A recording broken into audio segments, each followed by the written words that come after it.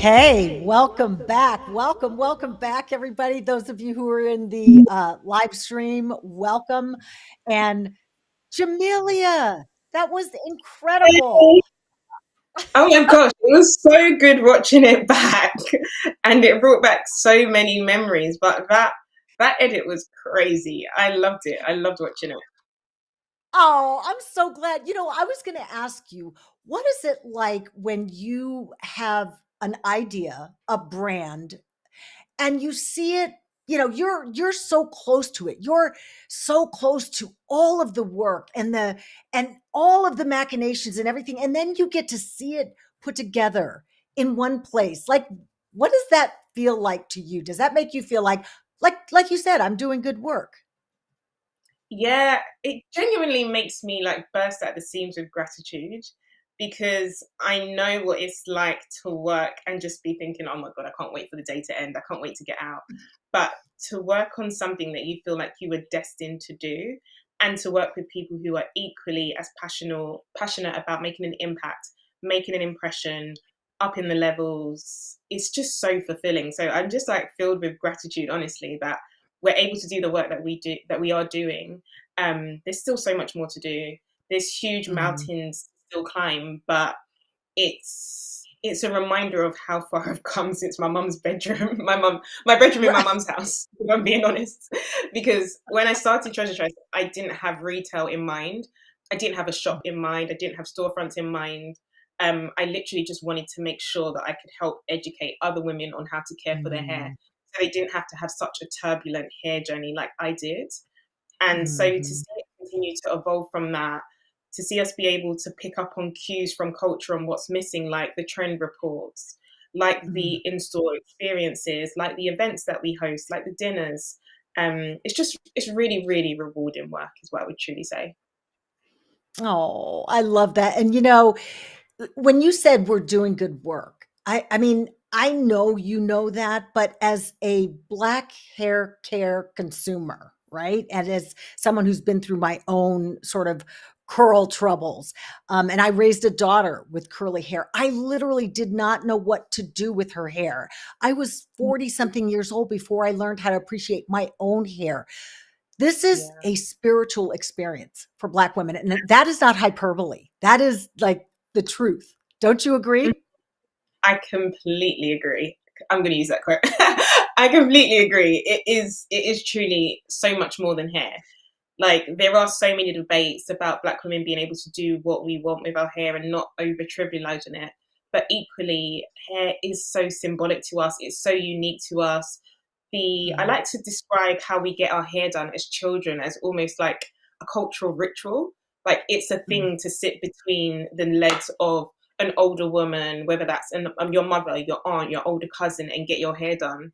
That's a core part of our DNA. It's a core part of our culture. It's a core part of our upbringing. So hair is just so powerful. And I always say that amongst Black women, hair and beauty is the perfect conversation starter. So as a brand that caters to the hair and beauty of Black women, we know that our duties don't just end with providing product, which is why we do so much more and why we're so keen to connect and educate women on so many levels that reach far beyond hair and beauty, because we know that beauty is just a conversation starter, but once you can get women talking about hair and beauty, you can they then get comfortable to discuss so much more, and you can open up some really fruitful conversations about life, about self-improvement, about families, and so many other mhm. things that maybe wouldn't be such a natural conversation had you not started with earning their trust through beauty. That's true. I just love it. And first, let me just say to those people who might be watching, we also have a great show called Black Beauty Takeover. Some of the issues that Jamelia is talking about here are addressed on that. So just tab through the shows that we have here on our Convo channel, and you'll be able to see Black Beauty Takeover is the name of that show. Jamelia, I wrote down all of these notes that I was like, okay, I have to ask her about that. I have to ask her about that. When you said that you used to wash, blow dry, and straighten your hair without any product, I was like, oh, Mm-hmm. I'm I'm horrified. mad. Now we know better. But before we knew, we didn't know. That sounds so Mhm. silly to say, but you're right. We watched our white counterparts. What do? They wash their hair and then they just take a steel brush and just, so there's a lot. There were pieces that were missing in our education that I feel like you have really stepped in to fill in that void. Yeah, the education piece is just so important because once you begin to educate yourself and learn how to take care of your hair away from everything that has been um, pressed on you through media, through social media. I remember the Head and Shoulders adverts that were on the TV in the UK where it was like women would walk into the shower, stand underneath the shower, shampoo their hair, walk out, and then their hair would be dry and they'd start their day. And I genuinely used to think, oh, okay, so that's how you're meant to wash your hair, but actually, absolutely not if you've got textured hair. And so I distinctly remember when I was looking at different media campaigns, I came across a campaign from South Africa in the year 2020.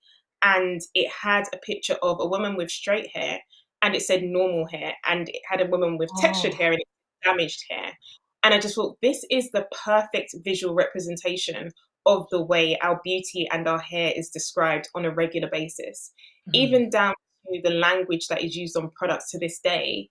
When it's catering for textured hair, for so long it's been like dry and damaged as a description. Whereas if it's for straight hair, it's like get shiny hair, get sleek hair. And it's like, Mm. there's so many parts of our upbringing, there's so many parts in media, there's so many reminders in society that try to press this idea that our beauty is substandard. And so it's so important that at Treasure Tress, we're able to override that and say that no, we absolutely are the standard of beauty. And this is what wash day should look like. And this is why it should be enjoyable. You should look forward to your box arriving. You should look forward to opening it and discovering what's next.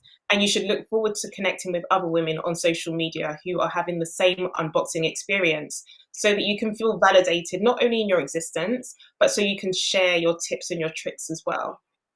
Mm. I think the biggest misnomer for us is wash and go.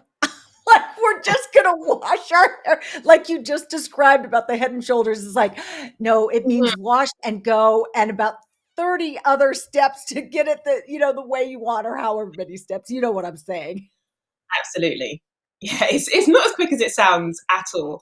But for so long, I thought that that was how hair was meant to behave, which kind of Mhm. fed into this mindset of, oh, is our hair abnormal then? Because if normal hair, you literally shampoo and continue with your day, then why do we have so many other sets? But it's like, no, our hair's not abnormal. Our hair's just unique. And it's just about embracing it and celebrating it. And most importantly, learning it. Because even amongst Black women, there's so many different textures, densities, porosities. Like our hair's just so unique and so individualistic. Yes. And I feel Yes. like a lot of the time you're tempted to say like, oh, what products do you use? Okay, they work for me. They work for you, which means they're going to work for me. And it's like, actually, no, a lot of beauty is trial and error. And you actually have to try the products yourself and decide if you like it yourself. And then you can make informed decisions about which products you want to try next. That is so true. I also feel like, your hair is even almost like a moving target. Like, what's the time of year and your age as your hair gets gray. I've noticed that, I just recently got sister locks, but honestly, when my hair started graying, I was like, "Oh, what's happening here?" Because it's a whole different, it is like a moving target. Yes, it's forever changing. And the weather has an impact, your diet has an impact. There's so Yes. many variables. And I think it is definitely a mindset shift. And I think you're right describing it as a moving target. I think instead of us thinking like, okay, this is how my hair behaves and this is what I use, Mhm. we should understand that it truly is a journey. And so what you need is going to change at different points of the journey. You're going to have to take a few detours. You may even have to do a reverse. You may have to do a 3-point turn, but you're going to continue to learn your hair. The important thing is that you love it along the way instead of just getting frustrated with it. How old is your niece now? She's 10. Uh-huh. Oh, right, because you started the brand almost 10 years ago. So how is she with her hair? Oh, she loves it. Absolutely loves it. And her hair is thriving. She came to the pop up shop and built several boxes of her own. And she's got like a very strict routine, but she's even got a skincare routine that she built at the pop up shop. And I'm like, at 10 years Okay. old, how do you have a skincare routine? But Well, you were her aunt, so she better have all that. it's true. It's very true. But her hair's thriving. She loves it, and she doesn't have that complex that I had. Growing up, I Right. genuinely wanted my hair to be straight, and I was willing to do whatever to make it straight. Thankfully, my mum didn't allow me to relax it because I've naturally got really Wow. fine. So she always said, if you relax your hair, you're going to go bald. So I was like, okay, cool. I can't relax it. But I was addicted to straightening my hair because I just Yeah. equated straight hair with beauty because that's what media told me. But she doesn't Mhm. have that. She, any chance that she can wear her hair out and curly, that's what she wants to do. And I Oh, love it. I love that. I went that same route with my daughter. She wanted a relaxer right around the 8th grade, and I was like, "You can have that when you're out of the house, not right now," because I just couldn't, in good conscience, knowing now what I had learned about my own hair, Mhm. I just couldn't. And I remember being 16 years old and begging my mom for a relaxer. And then I relaxed my hair for like 30 years and then came around and said, "Oh yeah, this no, no more." So what do you think, in terms of, I know you're the subscription box model as well as the pop-up.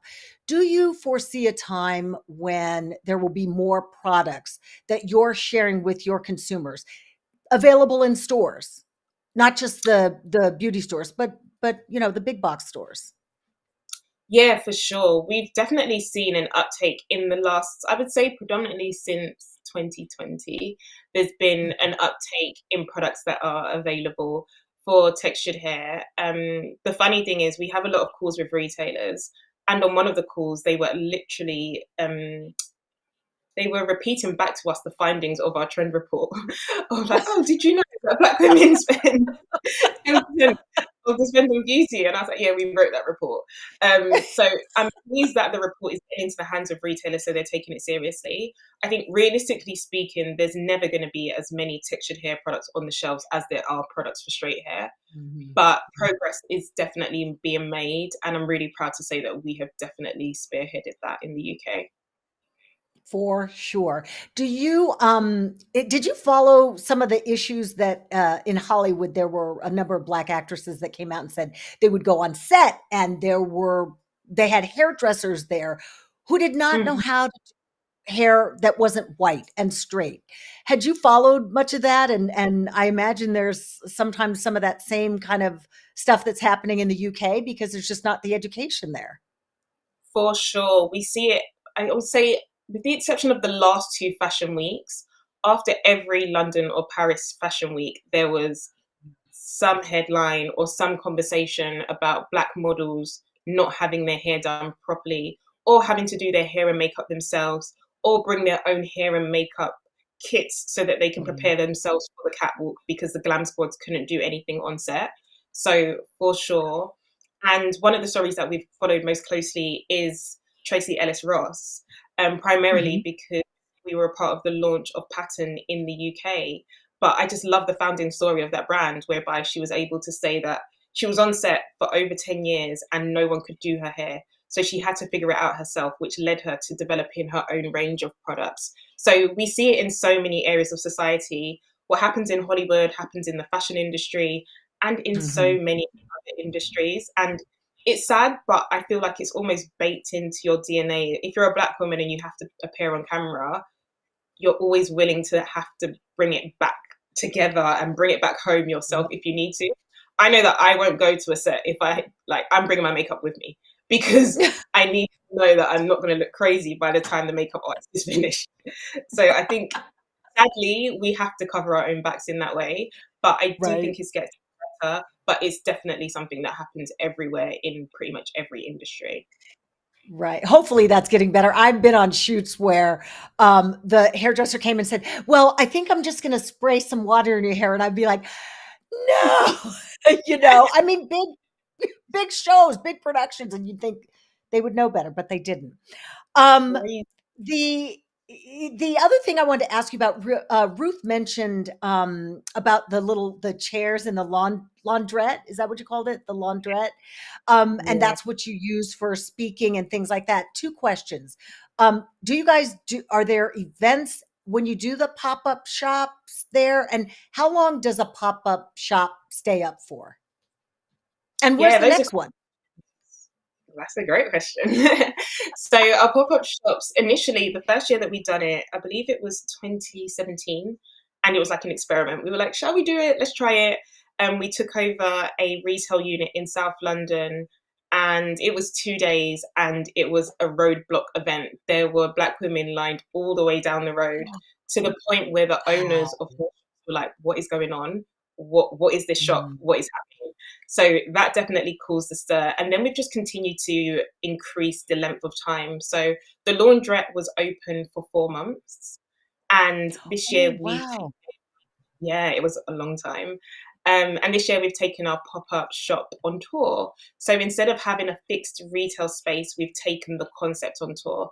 And the concept for this year is the TreasureTress Hair Gym, because it was the summer of sport with the Olympics. And we're also preparing to release our next trend report, which explores the intersectionality between Black women and fitness and wellness. Because for so Yes. many Black women, their hair is perceived to be a barrier to working out.